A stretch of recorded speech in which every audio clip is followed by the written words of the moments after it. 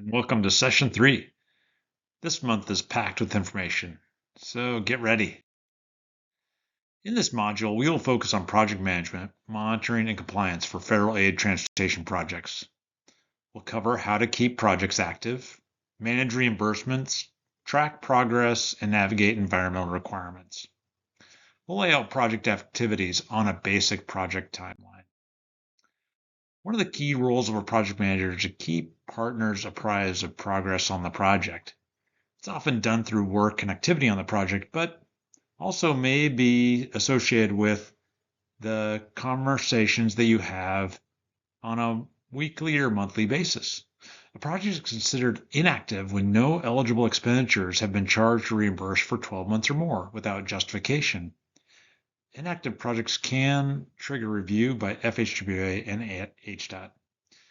They may also risk losing funding. So make sure to keep your project moving and to share updates by billing regularly. Effective project managers think ahead.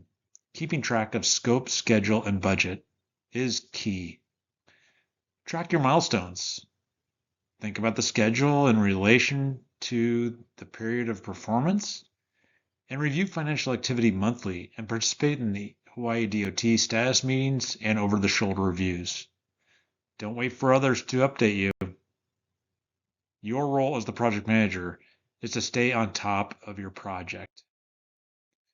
Record retention can be a shared activity by the team, but it's important to remember that all project records must be kept for at least 3 years after the final invoice. This supports audits and ensures compliance. When in doubt, keep the documentation. For costs over $10,000, you should submit monthly reimbursement requests. If reimbursements exceed $50,000, submit semi-monthly requests. For smaller amounts, you can submit once you reach $10,000 or if 3 months have passed. This timely billing keeps your project active and keeps everyone updated on where things stand. Projects vary in the time it takes to get shovels in the ground. 3 years is a typical path to construction. And here on this slide, we provide a simplified timeline that most projects follow that end up getting you to construction. The construction timeline is really going to be dependent on how large a project it is. The first 6 months include initial planning, project scoping, and the early environmental clearance work. The next 12 months covers preliminary design, outreach, and right-of-way. 18 to 36 months is really where final design, permitting, and contractor selection kick in. Now, you're 3 years in, and you're ready for construction. Knowing these general rules can help you plan and assess each project, and also gives you a target to avoid delays. Projects must follow key federal regulations. These include the Rivers and Harbors Act, the National Historic Preservation Act, and the U.S. Department of Transportation Act. The National Deforestation Act is not one of the regulatory requirements. Understanding these rules helps keep your project compliant.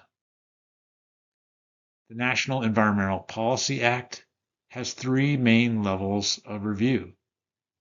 The simplest is the categorical exclusion process, which is used for projects that will have minimal impacts on the environment. This is sometimes referred to as CADEX or CE.